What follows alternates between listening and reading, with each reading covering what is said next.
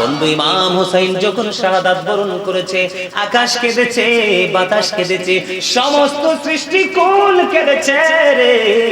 ও বন্ধু, কিতাব খুলে দেখলাম শুধু কান্না নয়, ইমাম হুসাইনের জন্য খ্রিস্টানরা পর্যন্ত ক্রন্দন করেছে।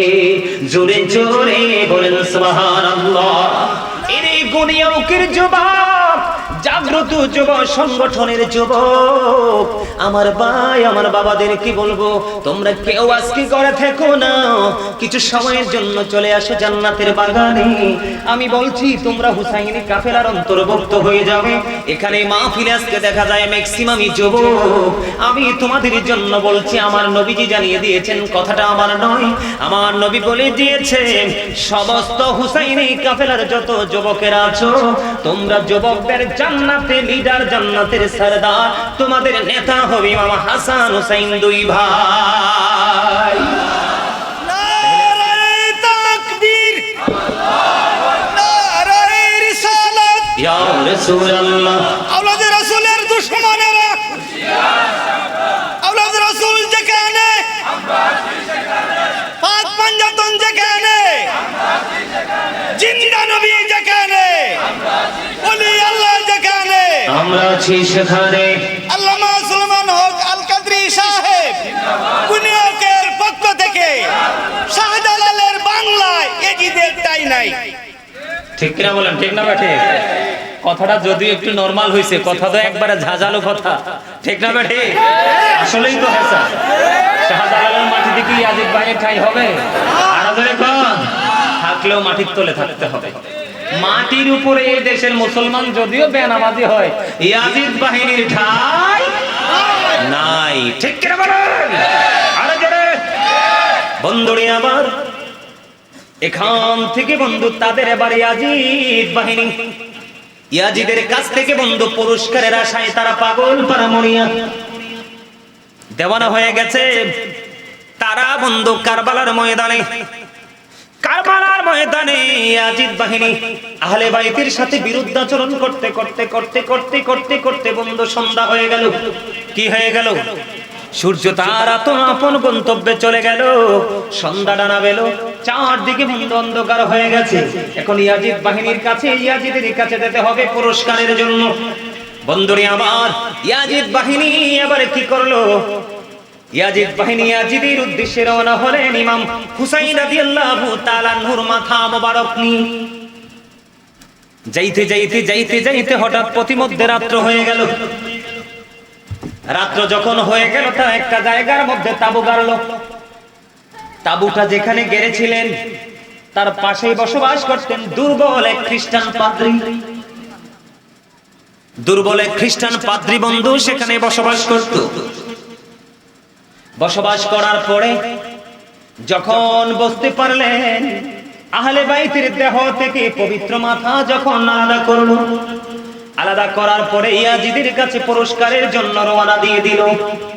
ওই খ্রিস্টান পাদ্রী বুঝতে পারলেন বন্ধু, জানতে পারলেন।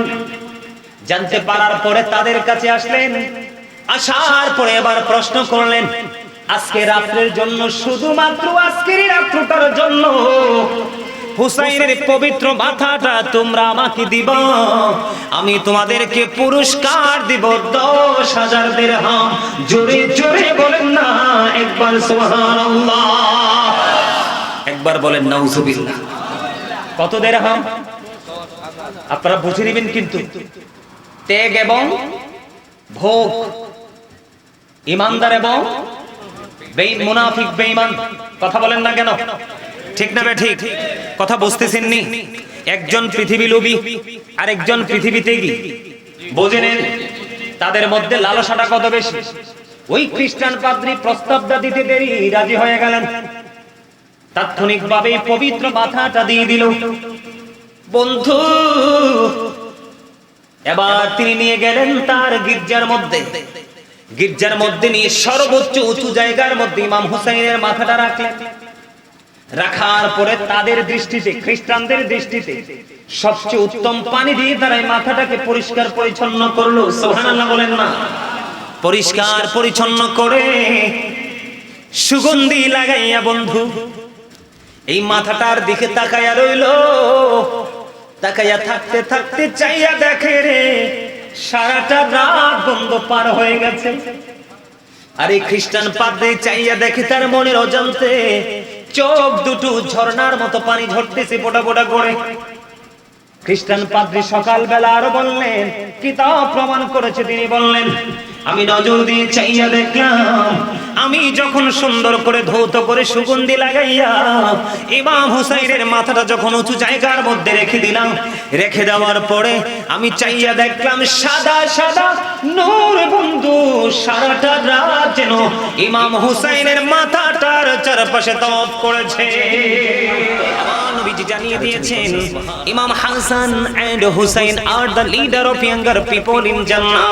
এরে গুনিয়াউকের যুবক, জাগ্রত যুব সংগঠনের যুবক, আমার ভাই আমার বাবাদের কি বলবো, তোমরা কেউ আজকে করে থেকো না, কিছু সময়ের জন্য চলে আসো জান্নাতের বাগানে। আমি বলছি তোমরা হুসাইনি কাফেলার অন্তর্ভুক্ত হয়ে যাবে। এখানে মাহফিলে আজকে দেখা যায় ম্যাক্সিমামই যুবক। আমি তোমাদের জন্য বলছি, আমার নবীজি জানিয়ে দিয়েছেন, কথাটা আমার নয়, আমার নবী বলে দিয়েছেন, সমস্ত হুসাইনি কাফেলার যত যুবকেরা আছো, তোমরা যুবকদের জান্নাতে লিডার, জান্নাতের সরদার, তোমাদের নেতা হবে ইমাম হাসান হুসাইন দুই ভাই। তাহলে আজকের মাহফিলে লাভ না লস? আরো জোরে হুসাইনি প্রেম, হুসাইনি চেতনাকে আরো বেশি বুলন্দিত, আরো বেশি আমরা কি করার জন্য, বেগবান করার জন্য আমরা এখানে উপস্থিত হয়েছি, ঠিক না ঠিক? ইমাম হুসাইনকে আমার আল্লাহ ভালোবাসে কি বাসে না? হুসাইনকে ভালোবাসে কি বাসে না? বিশ্বাস কি আপনারা করেন? বুকে হাত দিয়ে বলেন, বলেন। বন্ধুরে আমার, আমি আপনাদেরকে ছোট্ট একটা এক্সাম্পল দিই আপনাদের ইমানি জজবাটাকে, ইমানি চেতনাটাকে আরো বেশি শক্তিশালী করার জন্য। বন্ধুরে আমার, ইমাম হুসাইন রাদিয়াল্লাহু তাআলা আনহু ছোট, মা খাতুনে জান্নাত ফাতেমার গলা তিনি জড়িয়ে ধরলেন, মা, মা গো, আমি আজকে বন্ধুদের সাথে একটু খেলতে যাব মা। খেলা শেষ করে আসার পরে আমাকে তুমি আপেল দিতে হবে। মা খাতুনে জান্নাত ফাতেমা কোনো কিছু তিনি বুঝে উঠতে পারলেন না। কোনো কিছু বুঝে উঠতে না পেরে কলিজার টুকরা হুসাইনকে প্রতিশ্রুতি দিয়ে দিলেন, যাও যাও বাবা, তুমি খেলার মাঠে যাও, একটু সময় দিয়ে তুমি আসো, আমি তোমার জন্য আপেলের ব্যবস্থা করে রাখবো। কিন্তু ইমাম হুসাইন চলে গেলেন। মা খাতুনে জান্নাত ফাতেমার ব্রেইনে একটা জিনিস চলে আসলো, আমি আমার সন্তানকে প্রতিশ্রুতি দিয়ে দিয়েছি, এখন তো আসলে আপেলের কোন সৃজন না, আমি এখন কি করব? আমি জান্নাতের সরদারিনী রাসূলের কলিজার টুকরা, যার নাম হলো উম্মে হাবিবা, আমি তো আমার সন্তানের কাছে মিথ্যাবাদী হতে পারবো না। ওনার মাথায় চিন্তা ঢুকলো, কারণ তখন মদিনায় কোনো আপেলের সৃজন ছিল না। মা খাতুনে জান্নাত ফাতেমা দৌড়ে চলে গেল আমার নবীজির কাছে। নবীজি হুজরা মোবারকের মধ্যে অবস্থান করতেছে। হুজরা মোবারকের মধ্যে যখন অবস্থান করতেছে, মা খাতুনে জান্নাত ফাতেমাকে দেখা মাত্র নবীজি দাঁড়িয়ে গেলেন। মা ফাতেমার ললাটে ঘাম। নবীজি বললেন, মা গো, আপনার কি হয়েছে? আপনার ললাটে ঘাম কেন দেখা যায়? বাবা, বাবা গো, আমি আপনার কলিজার টুকরাকে কথা দিয়েছি আমি আপেল খাওয়াবো বাবা, কিন্তু মদিনার কোথাও তো আপেল নাই বাবা গো। এই চিন্তা করতে করতে আপনার কাছে এসেছি বন্ধু। আমার নবী এবং মা খাতুনে জান্নাত ফাতেমা দুজন আলাপ আলোচনা করতেছে। এরই মধ্যে হযরতে জিবরাইল নবীজির দরবারে জান্নাত থেকে আপেল নিয়ে হাজির হয়ে গেছে। আরো জোরে বলুন না সুবহানাল্লাহ। সুবহানাল্লাহটা মজা হবে না? খাবারে লবণ না দিলে খাইতে পারবেন নি কেন? স্বাদ নাই, ঠিক না? খাবারে লবণ না দিলে যেমনি খাবার মজা হয় না, মজা না হইলে যেমনি খাওয়া যায় না, ঠিক তেমনি ভাবে ও বন্ধু, ঈমান না থাকলে আমল মজা লাগে না, আর আমল মজা না লাগলে কখনোই আমল করতে মনেও চায় না, ঠিক না বেঠি?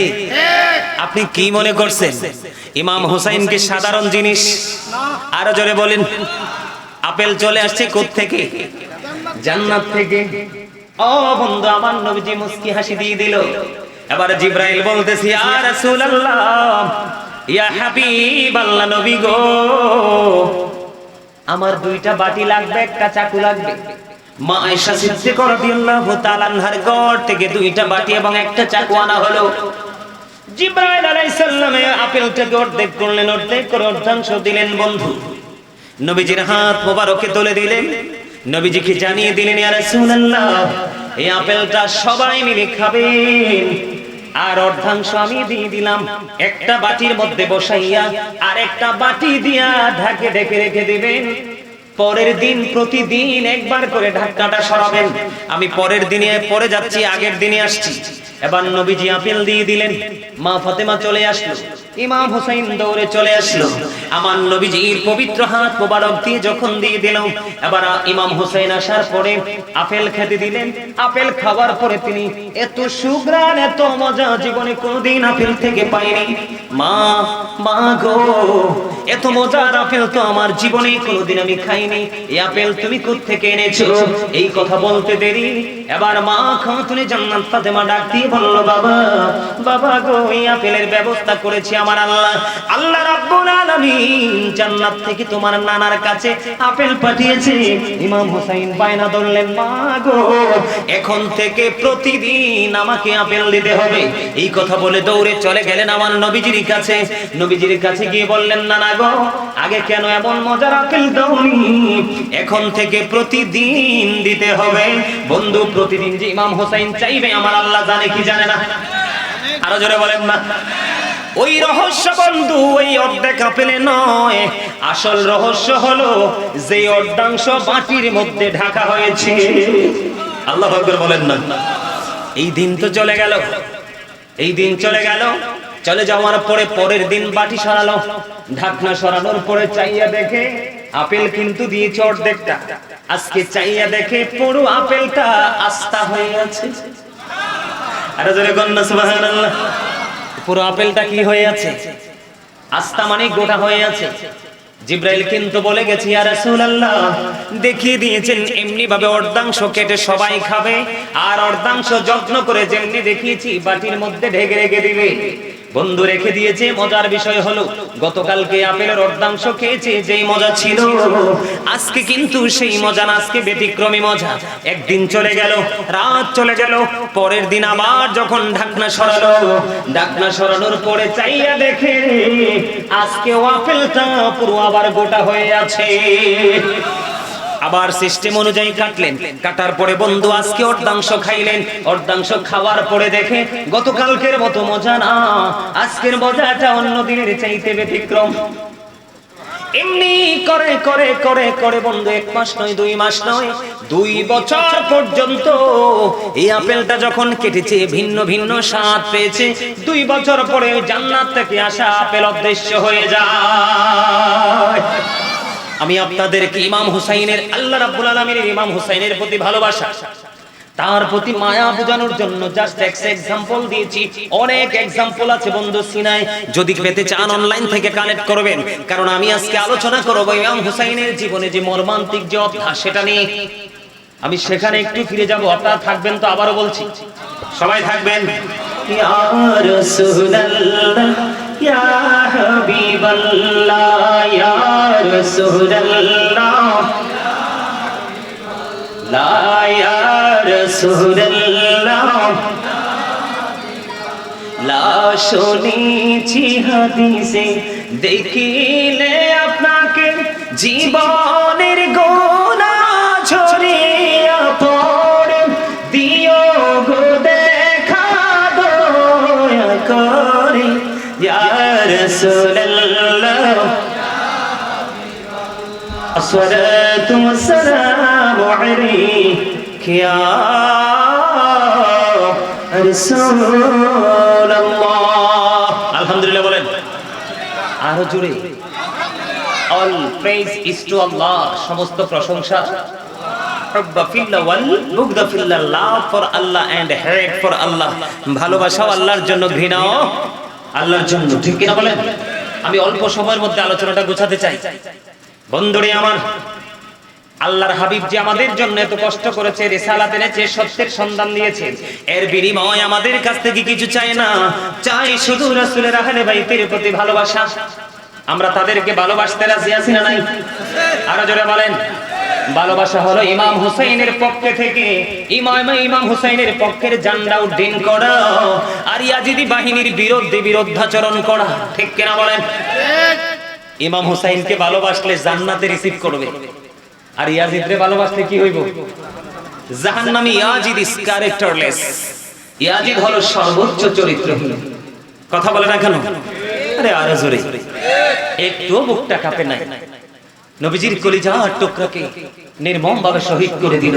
ইতিহাসে একটু পরে যাচ্ছি। আমার আজকে আলোচনার বিষয় হলো, বড় হোক আর ছোট হোক, কারবালার ঘটনা কিন্তু সবাই জানে, কিন্তু কারবালার মর্মান্তিক অধ্যায় থেকে এর পরের যে জীবনটা, মানে ইয়াজিদ বাহিনীর পরের তাদের অবস্থানটা কেমন ছিল সেই জগৎ নিয়ে আলোচনা। তবে সেই জগতে আলোচনা করতে হলে আগের আলোচনাটা একটুখানি করতে হবে। কি করতে হবে? একটু আলোচনা করা ছাড়া কিন্তু আমি ওখানে ঢুকতে পারবো না। আপনাদেরকে বুঝাইতে হলে আমাকে এই আগের মূল মর্মান্তিক যে জায়গাটা সেটা নিয়ে একটু আলোচনা করতে হবে। সম্মানিত উপস্থিতি, আপনারা সবাই জানেন কারবালা হয়েছে 61 হিজরিতে। কত হিজরিতে? 60 হিজরিতে ইয়াজিদ ক্ষমতায় বসছে। সে ক্ষমতায় বসার পরে অনেক কিছু করেছে। আমি আপনাদেরকে বলে রাখি, ইয়াজিদের সাথে ইমাম হুসাইনের টক্করটা দেওয়ার কারণ ছিল, ইয়াজিদ ছিল ইহুদিদের চক্রান্তে চলার মতো একজন লোক। ইয়াজিদের উপদেষ্টা যিনি ছিলেন তার নাম ছিল শারজুল বিন মানসুর রুমি, যিনি একজন ইহুদি ছিলেন, আপাতমস্তক ইহুদি ছিলেন, এবং তিনি দিনের বেলা বানর নাচাতেন। অসৎ নারীদেরকে দিয়ে চারপাশ তার বেষ্টনী দেওয়া ছিল। জোরে বলেন না নাউজুবিল্লাহ। রাত্র যখন হতো সে মদের আসর বসাতো। প্রকাশ্যে কিন্তু সে কি করে না? ইসলামের বিরোধিতা করে নাই, মসজিদও ভাঙে নাই, মাদ্রাসাও ভাঙে নাই। তার জবানে ছিল আপনার ইসলামের কথা, আর অন্তরে ছিল ইসলামকে ধ্বংস করার পায়তারা। জোরে জোরে বলেন না নাউজুবিল্লাহ। আর ইমাম হুসাইন রাদিয়াল্লাহু তাআলা আনহু ছিল আমার রাসূলের প্রেমিক, রাসূলের আহলে বাইত। তিনি ছিল রাসূলের আদর্শকে মানুষের মাঝে যেন শক্তভাবে প্রতিষ্ঠিত করা যায়, সেই লক্ষ্যে কাজ করার উদ্দেশ্যে তিনি মাঠে নেমেছিলেন। কিন্তু ইয়াজিদ বাহিনী জানে যে ইমাম হুসাইন যদি কি করে ক্ষমতায় আসে, তাহলে ইয়াজিদ বাহিনীর যে অসৎ যেই উদ্দেশ্য সেটা কখনোই বাস্তবায়ন করা যাবে না। এই জন্য ইমাম হুসাইন রাদিয়াল্লাহু তাআলা আনহু সহ 72 জনকে নির্মমভাবে হত্যা করেছেন। জোরে কোন নাউজুবিল্লাহ। আর জোরে বলেন না নাউজুবিল্লাহ। বন্ধুরে আমার, আমি আপনাদেরকে বলে রাবির নামটা বলছেন, আমি হাদিস শরীফের মধ্যে এসেছে, কাবা শরীফের রুকনে হাজরে আসওয়াদের মধ্যে যদি অবস্থান করেন, মাকাম ইব্রাহিমের মধ্যে যদি অবস্থান করেন, আপনি নামাজ পড়েন বন্ধু, আপনি নামাজ পড়েন, রোজা রাখেন, কিন্তু আহলে বাইত বিদ্বেষী হয়ে যদি আপনি কবরে যান, তাহলে আপনার ঠিকানা হবে জাহান্নাম। আরো জোরে বল না, ঠিক না বেঠি? আপনি আহলে বাইত বিদ্বেষী হতে পারবেন না, কারণ রাসূল এবং রাসূলের আহলে বাইতকে ভালোবাসা আমাদের জন্য ফরজ। জোরে বল না সুবহানাল্লাহ। আরো জোরে। বন্ধু, মজার হাদিস আপনারা শুনে নেন। উম্মুল ফজল বিনতে হারিস রাদিয়াল্লাহু তাআলা থেকে বর্ণিত, তিনি বলতেছে, আমার নবীজির দরবারে গিয়ে তিনি একদিন আরজ করতেছেন, ইয়া রাসূলুল্লাহ, ইয়া হাবিবাল্লাহ, নবী গো, ও প্রাণের নবী, আমি একটা ভয়ঙ্কর স্বপ্ন দেখেছি। তোমার স্বপ্নটা কি বলো? কয় অত্যন্ত ভয়ঙ্কর নবী গো, আমি স্বপ্নে দেখেছি আপনার শরীর মোবারক থেকে একটা গোশতের টুকরা কেটে আমার কোলে তুলে দেওয়া হয়েছে, আমার কাছে রাখা হয়েছে। এবার এই কথা বলতে দেরি উম্মুল ফজল বিনতে হারিসকে আমার নবী ডাক দিয়ে বললেন, তুমি অত্যন্ত উত্তম স্বপ্ন দেখেছো। জোরে কন্যা সুবহানাল্লাহ। এই গড়িয়া মুখের মানুষ কেমন করে ঘরে বসে আছো বন্ধু? কেমন করে দোকান পাটে বসে আছো রে? এত সুন্দর জান্নাতের বাগান, কত মনোরম পরিবেশ, পৃথিবীতে তুমি গরমের অজুহাত দিতে পারো, কিন্তু দুইটা চোখ খাটার পরে কোনো অজুহাত চলবে না। পৃথিবীর কোন মানুষ তোমার কষ্টের বাদ দিবে না। একটু ধৈর্য ধরে শোনো, হয়তোবা হতে পারে তোমার জীবনের পরিবর্তন। তিনি বলতেছেন, আমার নবী ডাক দিয়ে বলতেছে যে তুমি উত্তম স্বপ্ন দেখেছো, আমি নবীর শরীর মোবারক থেকে একটা টুকরা গোশত কেটে তোমার কোলে রাখা হয়েছে, এটা অত্যন্ত উত্তম স্বপ্ন দেখেছো তুমি। ইয়া রাসূলুল্লাহ, আমি তোমারে করেছি ভয়ঙ্কর স্বপ্ন। আমার নবী বলেছে, এই যে গোশতের টুকরা তোমার কোলে রাখা হয়েছে, এটার মানে কি জানোনি? এটার মানে হলো আমার কলিজার টুকরা আমার কন্যা ফাতেমা খুব অল্প সময়ের মধ্যে, খুব কাছাকাছি সময়ের মধ্যে একটা সন্তান প্রসব করবে। এই সন্তানটা তোমার কোলে তোলা হবে। জোরে জোরে বলেন না সুবহানাল্লাহ। উম্মুল ফজল বিনতে হারিস তিনি আশ্চর্য হয়ে গেলেন, প্রেমময় তথ্য তিনি পেয়ে গেলেন।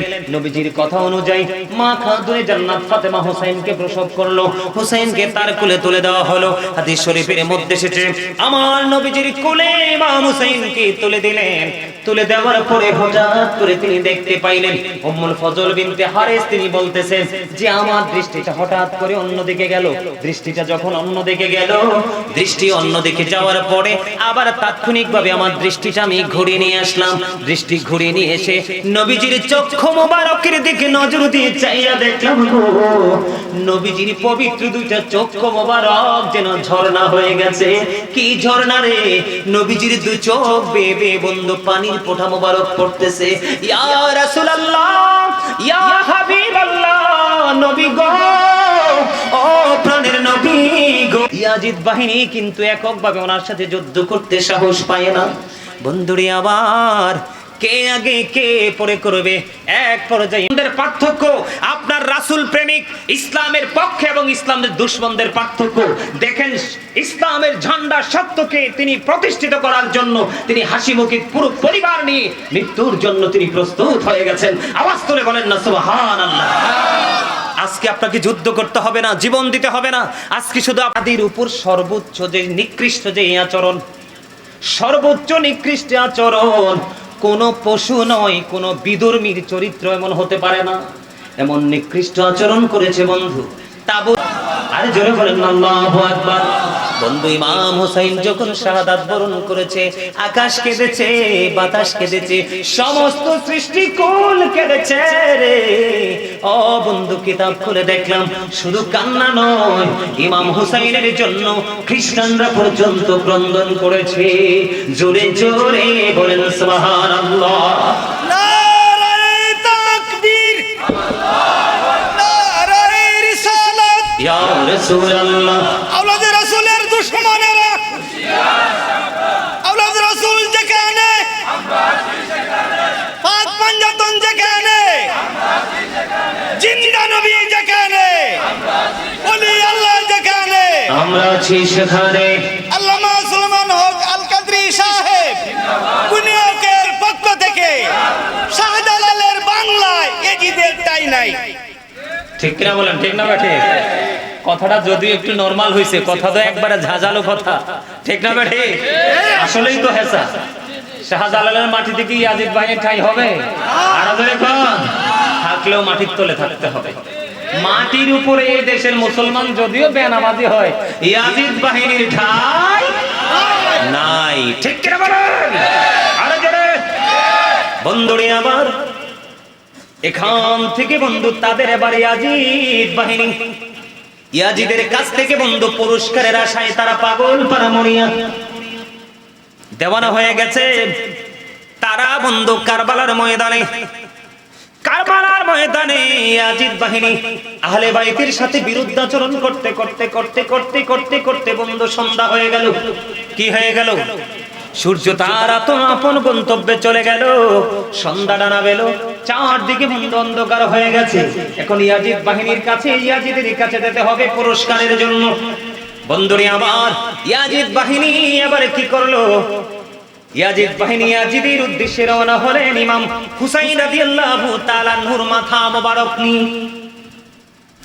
যাইতে যাইতে যাইতে যাইতে হঠাৎ পথিমধ্যে রাত্র হয়ে গেল। রাত্র যখন হয়ে গেল, তা একটা জায়গার মধ্যে তাবু গাড়লো। তাবুটা যেখানে গেড়েছিলেন তার পাশেই বসবাস করতেন দুর্বল এক খ্রিস্টান পাদ্রী।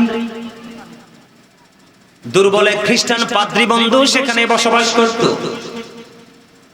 বসবাস করার পরে যখন বুঝতে পারলেন আহলে বাইতের দেহ থেকে পবিত্র মাথা যখন আলাদা করলো, আলাদা করার পরে ইয়াজিদের কাছে পুরস্কারের জন্য রওনা দিয়ে দিল। ওই খ্রিস্টান পাদ্রী বুঝতে পারলেন, বন্ধু জানতে পারলেন, জানতে পারার পরে তাদের কাছে আসলেন। আসার পরে এবার প্রশ্ন করলেন, আজকে রাত্রের জন্য, শুধুমাত্র আজকের রাত্রটার জন্য হুসাইনের পবিত্র মাথাটা তোমরা আমাকে দিবা, আমি তোমাদেরকে পুরস্কার দিব 10,000 দিরহাম। জোরে জোরে বলেন না একবার সুবহানাল্লাহ, একবার বলেন নাউজুবিল্লাহ। কত দিরহাম আপনারা বুঝে নেবেন, কিন্তু ত্যাগ এবং ভোগ, ইমানদার এবং মুনাফিক বেঈমান, কথা বলেন না কেন? ঠিক না বে ঠিক? কথা বুঝতেছেন নি?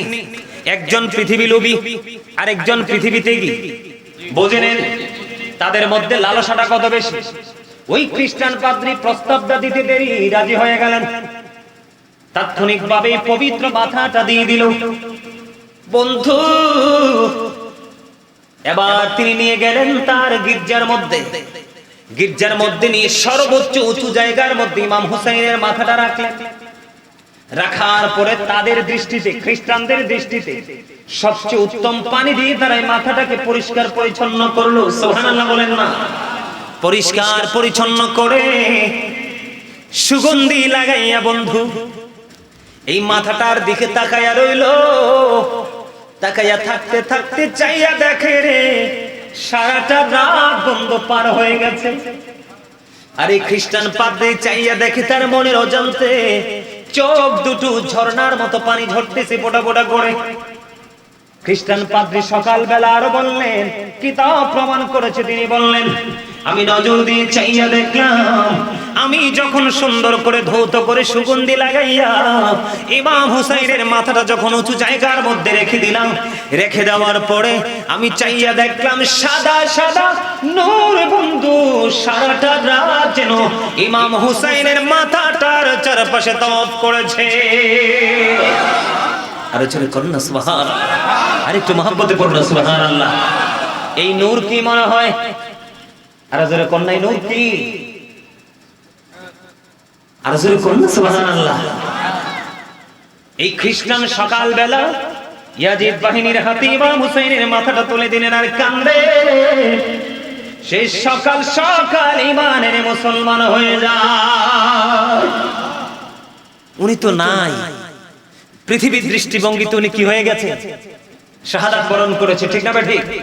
ইনি শাহাদাত বরণ করেছে, কিন্তু উনার এই মাথা মোবারকে নূরের ঝলকানি দেখে খ্রিস্টান কি হয়ে গেল? মুসলমান হয়ে গেল। আর মুসলমান নামদারি মুনাফিক, যার জন্য জাহান্নাম অবধারিত, সে মুসলমানের নেতা হওয়ার জন্য রাসূলের কলিজার টুকরাকে পৃথিবী থেকে কি করে দিলেন? আউট করে দিলেন, বিদায় করে দিলেন। বন্ধুরে আমার, এবার পুরস্কারের আশায় চলে গেলেন কার কাছে? ইয়াজিদের কাছে।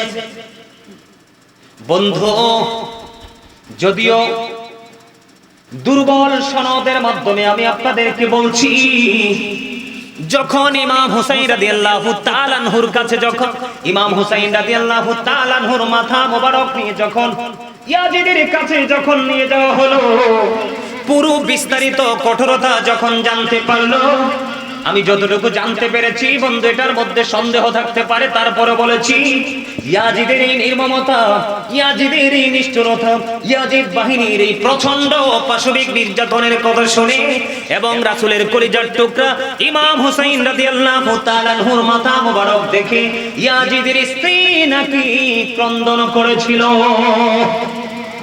আল্লাহু আকবার বলেন, আরো জোরে বলেন আল্লাহু আকবার।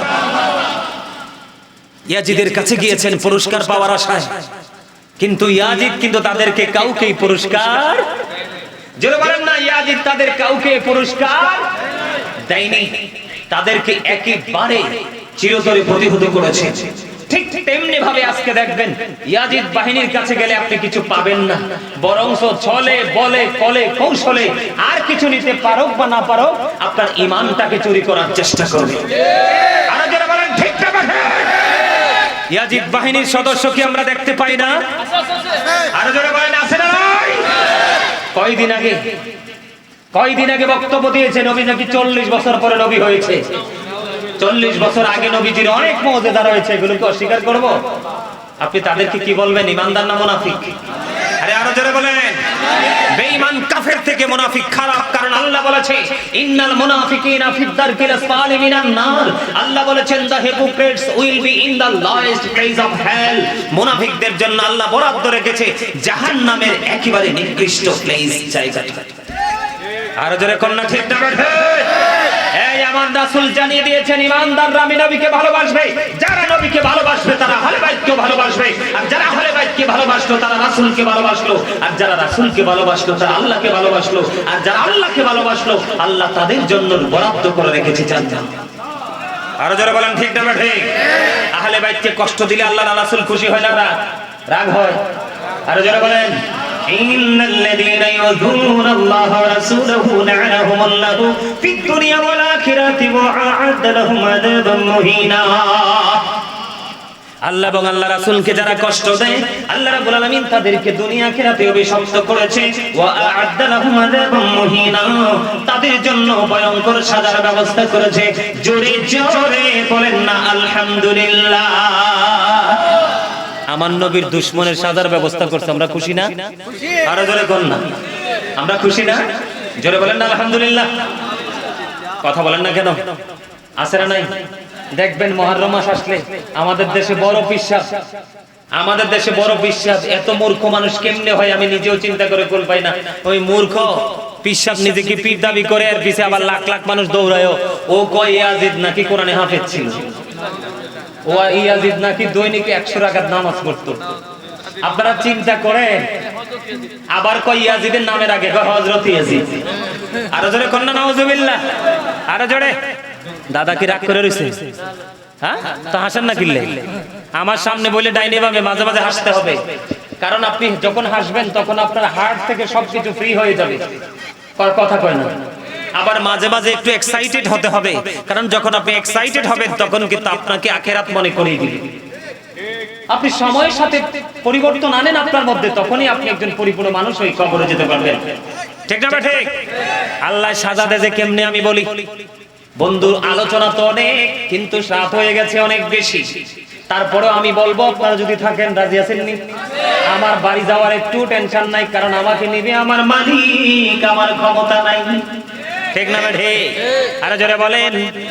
আমি আপনাদেরকে বলবো, আজকে জাগ্রত যুব সমাজ এবং সংগঠন এবং সমস্ত মুরব্বী গ্রামবাসী সবাইকে আমি মোবারকবাদ জানাবো এই জন্য, কারণ আপনারা আপনাদের পুরো পরিবারকে হুসাইনি কাফেলায় ঢোকাতে পেরেছেন। এটাই হলো আপনাদের জীবনের সবচেয়ে বড় ক্রেডিট। বন্ধুরে আবার আমার দিকে একটু নজর দেন। যে ব্যক্তি সবচেয়ে বেশি তার আদর্শ সৈন্য ছিল 12,000 কত? কথা কয় না? 12,000 সৈন্য।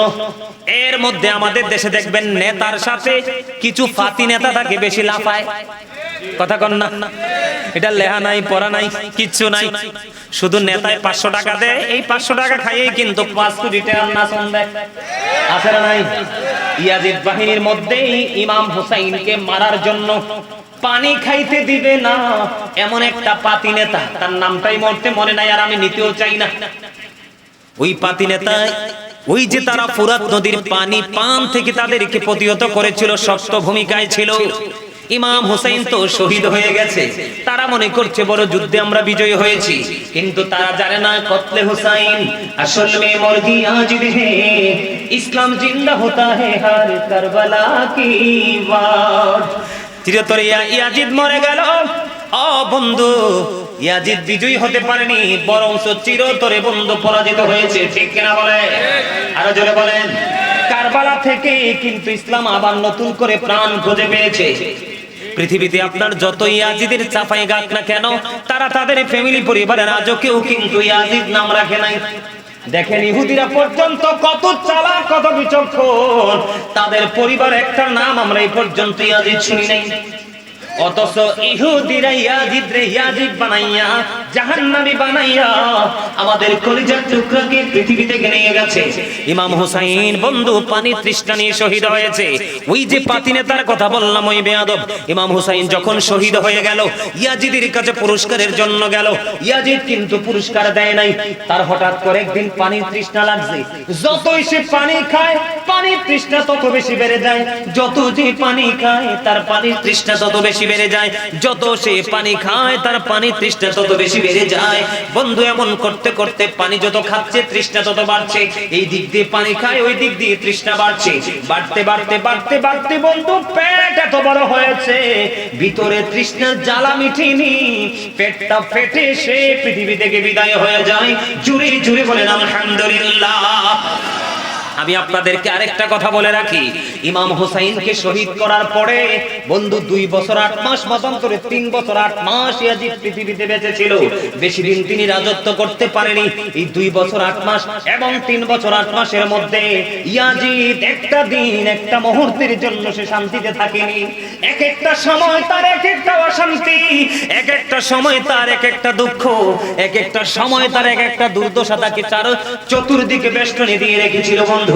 2 বছর 8 মাস রাজত্ব করার জন্য, মতান্তরে 3 বছর 8 মাস রাজত্ব করার জন্য চিরস্থায়ী জান্নাতের লিডারকে নির্মমভাবে তিনি হত্যা করেছেন। জোরে জোরে বলেন না নাউজুবিল্লাহ। আরো জোরে বলেন না। বন্ধুরে আমার, ইয়াজিদ যখন ক্ষমতায় বসলো তার 2য় বছর, তার মানে কারবালা হয়েছে 61 হিজরিতে। কত হিজরিতে? কারবালা হয়েছে 61 হিজরিতে। 63 হিজরিতে বন্ধু হাররার ঘটনা ঘটিয়েছে। কেমন করে বলবো বন্ধু এই নিকৃষ্টতার কথা রে, কেমন করে বলবো বন্ধু এই নির্মমতার কথা। এখনো পর্যন্ত আমাদের দেশে এই ইয়াজিদ বাহিনীর কুচরিত্র শিল্লুক আছে না নাই? নারীদেরকে ধর্ষণ করে আছে না নাই? ছেলেদেরকে বলৎকার করে আছে না নাই? মাদ্রাসার মধ্যে কুকর্ম করে আছে না নাই? আরো জোরে বলেন।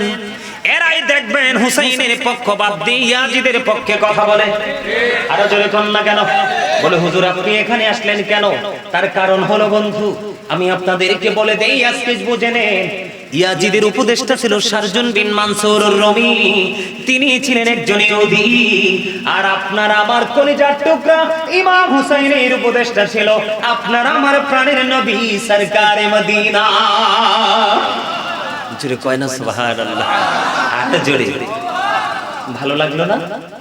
দুটো উপদেশের মধ্যে উপদেষ্টার মধ্যে আকাশ পাতাল পার্থক্য না? বন্ধু আমি আপনাদেরকে বলি, ইয়াজিদ দিনের বেলা বানর নাচাতো। নর্তকী চিনেননি? কথা কয় না। আপনাদের এলাকাতে নাচনেউলি আসতেনি কখনো? কথা কয় না। আমাদের দেশে কিন্তু আবার নাচনেউলি আসে, বিশেষ করে আমাদের আল্লাহর ওলিদের দরবারে নাচনেউলি ঢুকায়। আছে না নাই? আমি আপনাদেরকে বলি এটা হলো ইয়াজিদি আদর্শ। এটা কখনো আপনারা লালন করবেন না। আমি একদিন মাহফিল কইরা যাইতেছি, আপনারা আমার কথা শোনেন। আমি একদিন মাহফিল কইরা যাইতেছি, যাওয়ার সময় একেবারে কুমিল্লার কাছাকাছি চলে গেলাম। হঠাৎ করে দেখলাম বন্ধু অনেক দূর থেকে লাইটিং ফাইটিং দেখা যায়। একটু যখন আগাইলাম, আগানোর পরে চাইয়া দেখলাম পবিত্র এক মাজার শরীফের মধ্যে তাজা ফুলের মালা দিয়ে বরণ করে রাখছে। এবার স্টেজের দিকে চাইয়া দেখি, আগে একবার বললাম নাউজুবিল্লাহ। স্টেজের দিকে চাইয়া দেখি নাচতে উনি ডান্স করতেছে। তা আমি গাড়িতে বসা, আমার ড্রাইভার টুপি খুলে নেমে গেছে, আমার সফর সঙ্গী টুপি খুলে নেমে গেছে। আমি একটু পরিদর্শন করে আসো, কারণ আমাকে এটা নিয়ে আলোচনা করতে হবে। কারণ আমি মুখস্থ কথা বলি না, কোরআন হাদিসের দিক নিয়ে আলোচনা করি। এবার সবাই বলতেছে এটা মাজার শরীফ। নাউজুবিল্লাহ কোন না? আস্তে কি রে নাউজুবিল্লাহ। আপনারা কি পক্ষে আছেন নেতারা? আরো জোরে। আল্লাহ কোরআনে কয়, কইতাম নি কি কয়? وقرن في بيوتكن ولا تبرجن تبرج الجاهلية الأولى। আল্লাহ মহিলারা কইছে জাহিলি যুগের নারীদের মতো নিজের রূপ অন্য পুরুষে দেখাইও না। তোমরা ঘরে থাকো। কই থাকো? বাইরে হইলে পর্দা করে বাইরে, যেটা নাচতে বাইরে কি পর্দা করে বেরো? কথা কয় না? তো এটা তো নষ্ট হয়ে গেছে। এটা কি হয়ে গেছে? নষ্ট হয়ে গেছে। এটার দিকে তাকাইলে আপনিও নষ্ট। কথা কয় না? আমি কি মিছা কথা কই? হাদিস শরীফের মধ্যে এসেছে জিনাল আইনুন নাজরু, চোখের অপরাধ হলো দেখা। চোখের জিনা কি? কথা কয় না। আপনি যে ওই নষ্ট মহিলার দিকে তাকাচ্ছেন, আপনার চোখের জিনা হচ্ছে। এই নষ্টামিটা আপনার কলবে এসে বাসা বাঁধবে। কোথায়? মনের গড়ে এসে বাসা বাঁধবে। মনের গড়ে যখন এই নোংরামিটা এসে বাসা বাঁধবে, তখনই আপনার নফসের ফিজিক্যাল নষ্টামি শুরু হয়ে যাবে। এই জন্য নবীজি বলেছে, নারী এবং পুরুষ উভয়ের ক্ষেত্রে বুঝে নেন। নবীজি বলেছে, পৃথিবীতে কেউ যদি জীবনের শুরু থেকে শেষ পর্যন্ত কেউ যদি তোমাদের দৃষ্টিটা নিচু করে রেখে রেখে কবর পর্যন্ত আসতে পারো, আমি নবী তোমার জান্নাতের দায়িত্ব নিয়ে নিলাম। আরো জোরে কন্যা সুবহানাল্লাহ, আরো জোরে কোন সুবহানাল্লাহ। কিছু কিছু মহিলা আছে, এটি অসভ্য মাজারেও চলে যায়, আমাদের পবিত্র মাজারে আছে না নাই? আমাদের দেশে কিছু লোকও আছে, তাদেরকে আনলে পাবলিক চাঁদা দিব বেশি, এই জন্য আনে। তুমি 2টা টাকার জন্য এত বড় অপরাধ করো না। আল্লাহর ওলি যেখানে শুয়ে আছে, উনিও তো তোমাকে অভিশাপ দিবে। আল্লাহর ওলিদের পাওয়ার আছে না নাই? আল্লাহ কয়, join with my dear people, come to my paradise. Allah বলে, ফাদখুলি ফি ইবাদি ওয়াদখুলি জান্নাতি। আল্লাহ কয়, আমার প্রিয় লোকের সাথে যুক্ত হও আর আমার জান্নাতে চলে আসো। আল্লাহ গো, জান্নাতে যাইলে কি করবা? কয়, খানা দিব। ওমা, ও আজার চলতো না হুজুর, আর তারা বেগুন ইয়ে গেছে, কাইলই গেছে। ওয়াজ করি আমি, ক্লান্ত হন আপনারা। এটা কি উচিত কাজ? আল্লাহ কয় জান্নাতে গেলে, আল্লাহ জান্নাতে গেলে কি দেব? আল্লাহ কয় খাওন দেব। কোন খাওন? কয় জান্নাতি খাওন।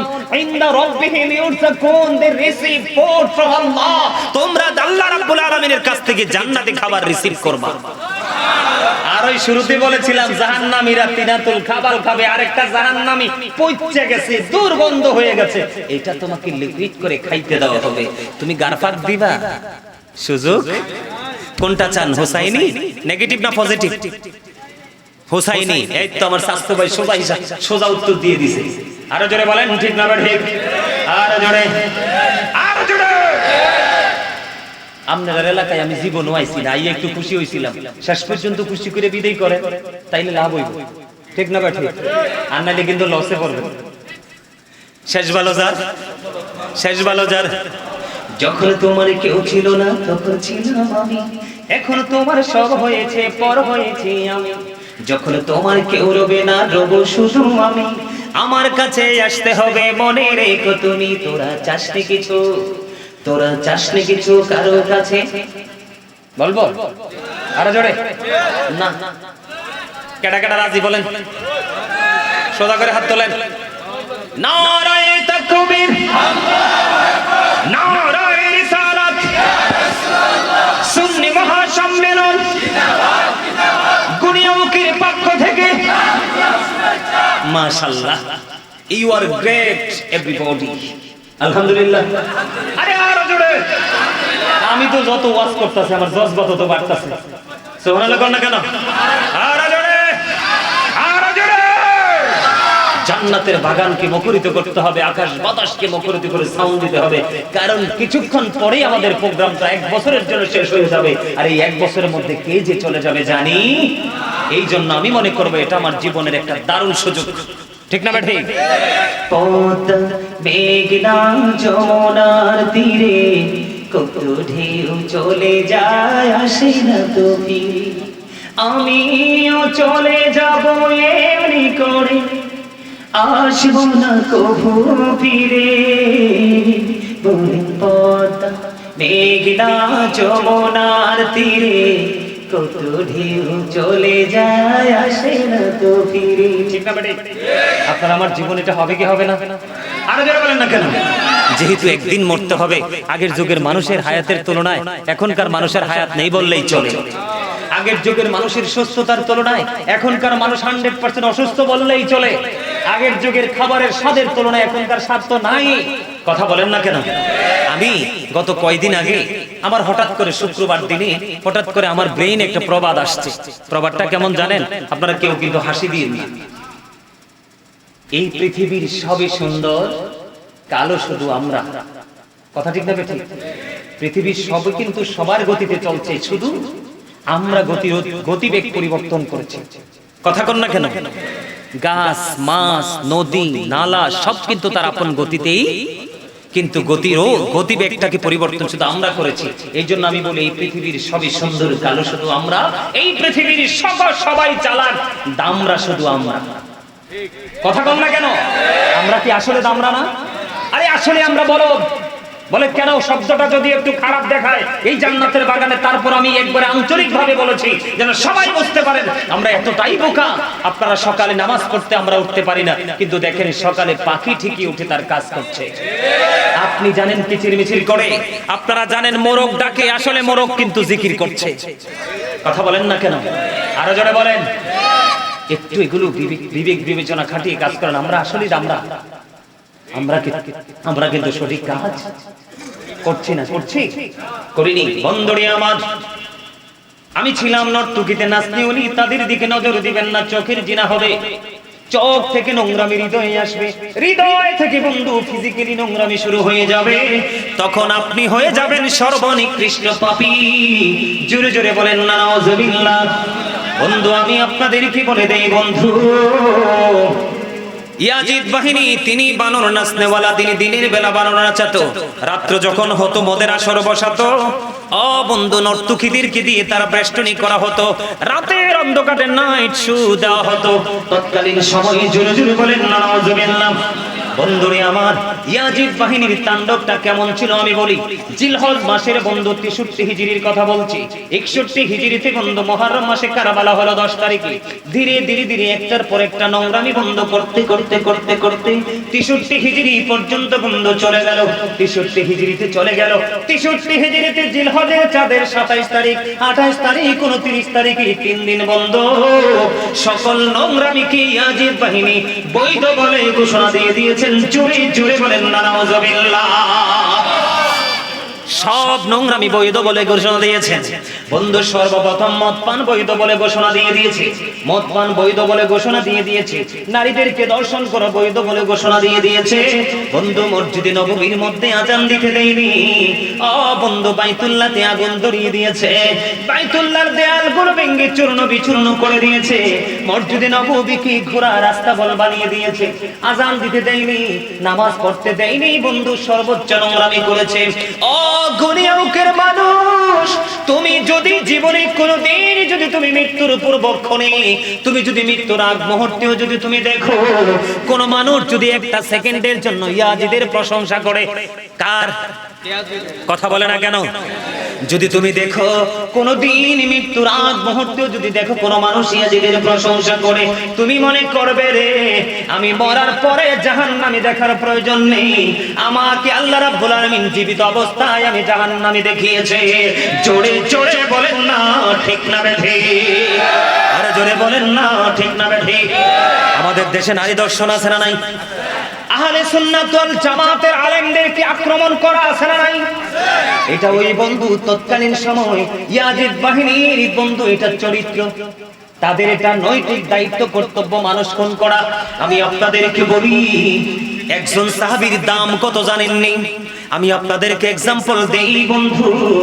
একটা সাহাবীর ঘোড়ার খুরার নিচে, বুঝে নেবেন, একটা সাহাবীর ঘোড়ার খুরার নিচের 3 আঙ্গুলের, আমার দিকে তাকান, 3 আঙ্গুলের এক চিমটি মাটি যদি একটা পাল্লায় যদি তুলে দেওয়া হয়, আর গাউসে পাক থেকে ধরে মৃত্যু পর্যন্ত যতগুলো আল্লাহর ওলি পৃথিবীর বুকে আসবে, প্রত্যেকটা আল্লাহর ওলিকে যদি একটা পাল্লায় তুলে দেওয়া হয়, ওই সাহাবীদের ঘোড়ার খুরার নিচে 3 আঙ্গুলের এক চিমটি মাটির ওজন ভারী হয়ে যাবে।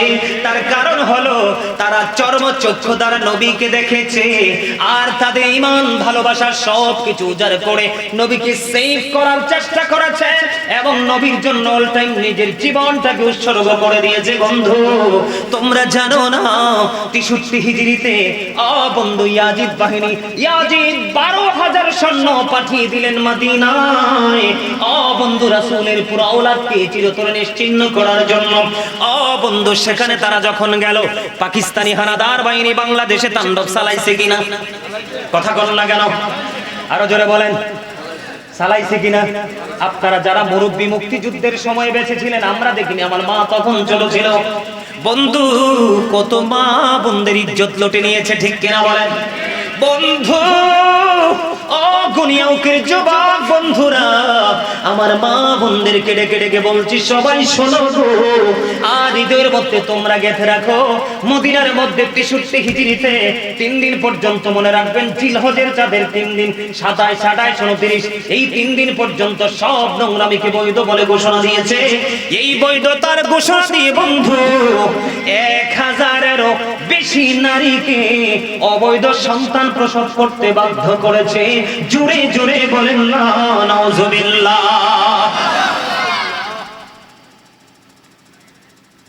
1000-এরও বেশি সরল মনা মা বোনদের উপর অবন্ধ পাশবিক নির্যাতন চালিয়েছে।